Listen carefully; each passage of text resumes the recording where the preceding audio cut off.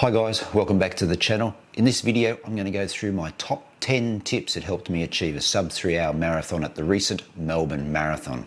Now, before I go through those top 10 tips, I'm just going to touch on a couple of things that I left out of my last video, that race recap from the Melbourne Marathon where I ran that 2:57.41. First, I finished second in my age division, the 55 to 59 year olds. My second podium there for the Melbourne Marathon 5 years ago. I finished third in the 50 to 54 years age group.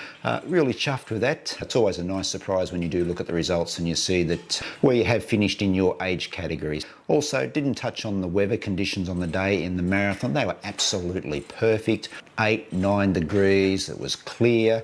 We did have a little bit of sea fog or sea mist at around about 25-26 kilometres where it got really quite cool. The majority of the race was fantastic. Could not have asked for better weather conditions. Now, I also didn't touch on the shoes that I wore on the day, the New Balance Fuel Cell RC Elite 2s. I love these shoes. They have never let me down. Sub 85 half marathon there at the Sunshine Coast a couple of months ago. Now a sub 3 hour marathon. They are just a brilliant shoe, so comfortable. They seem to work really well for me and they just feel so smooth. They were just incredible. I can't rate these shoes highly enough. 245 kilometres on them now. The only problem that I'm striking with them at the moment is that my big toe is just starting to push through the top of the upper. Have to keep an eye on that, but look, I've enjoyed every one of those 245 kilometres in this shoe. All right, so let's dive into my top 10 tips for running a sub 3 hour marathon. And number one is consistency. Now, I know I go on a lot here on the channel about consistency and patience, but for me, consistency in a marathon training block is key.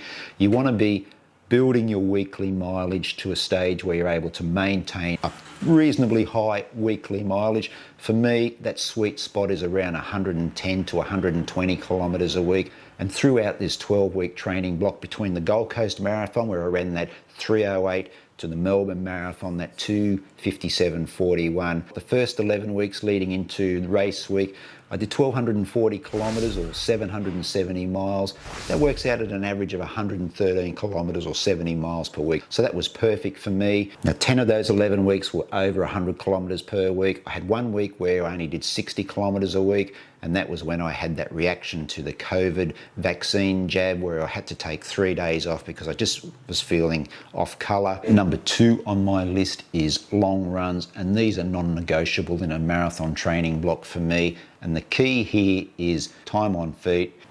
I aim to get my long runs to a point where I'm out running almost to the same time that I am targeting for my marathon. So what that means is that for Melbourne, I was targeting a sub 3 hour marathon. So I wanted to work my long runs up to being on my feet for almost 3 hours. And as you can see here on my training log, I did 3 35 kilometre runs all around about 2 hours 50. So that was perfect. And this has worked for me in previous training blocks where I've run sub 3 marathons. It's about just getting used to being on your feet for that amount of time. Having that time correlation between my long runs and the target time for a race seems to have worked really well. And in some of my long runs, I'll also throw in some marathon pace efforts. Again, just to get the body used to running at that pace. Now, number three on my list is the midweek long runs, and the key here is to do them on some hilly terrain. I've done this in the past and it's worked really well. The midweek long runs, about 70% of what your weekly long run is. What I was doing in this training block was between 20 and 25 kilometres, rolling over some hills, getting about 300 metres of elevation. Now, the benefit of these runs is building your aerobic base and also building some strength into the legs, because let's be honest, that towards the end of a marathon, when the legs do start to wobble a little bit, you can really call on this strength that you've put into your legs running these hills. Now, number four on my list is speed. This time around, didn't do a great deal of speed in this training block because I feel that now that I'm 56, I do take a little bit of time to recover from these type of sessions. These sessions were a lot shorter than what I have done in the past. I did some 3 kilometres, some 2 kilometres, around about 10 kilometre to half marathon pace. And I did some efforts at the end of these speed sessions as well. 200 metres, 30 seconds, 6 to 8 of those. I felt that this really did help build some speed into the legs. But one of the real keys for me in this training block was the strides that I would do at the end of some of my easy runs. And the strides were just 6 to 8 by about 20 to 30 seconds with a good recovery between each. Not a flat out sprint, probably 90% of top speed. And I felt that these really did contribute to some of those faster times that I did in the 5 and 10 kilometres as part of this training block. Now, number 5 on the list, maintenance. Can't get away from it as you get older.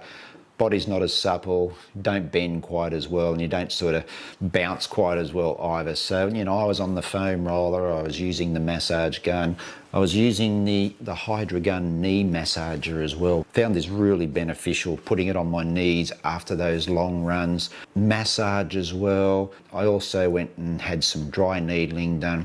It's all about keeping the body in the best possible shape throughout the training block, and it's just something that you have to work into your weekly routine. Now, number 6 on my list is racing as part of a training block. Don't be afraid to race.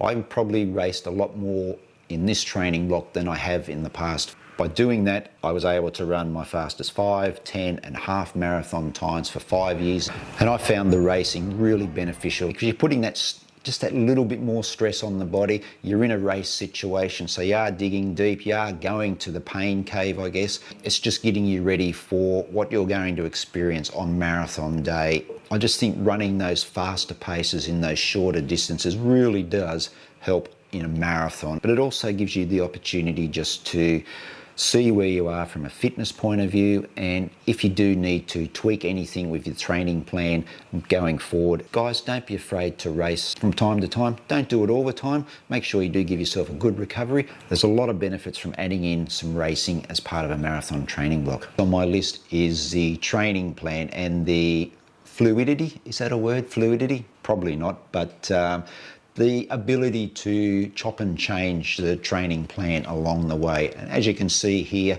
the training plan that I devised for this training block had no specific distances, times, or anything like that. All I put down was long run, midweek long run, speed, tempo, easy runs, park run, etc. And what this allowed me to do was just do what I felt like on the day. I knew that I had to hit that 110 to 120 kilometres per week, but I just wanted to have the flexibility. Flexibility is the word that I was after, not fluidity.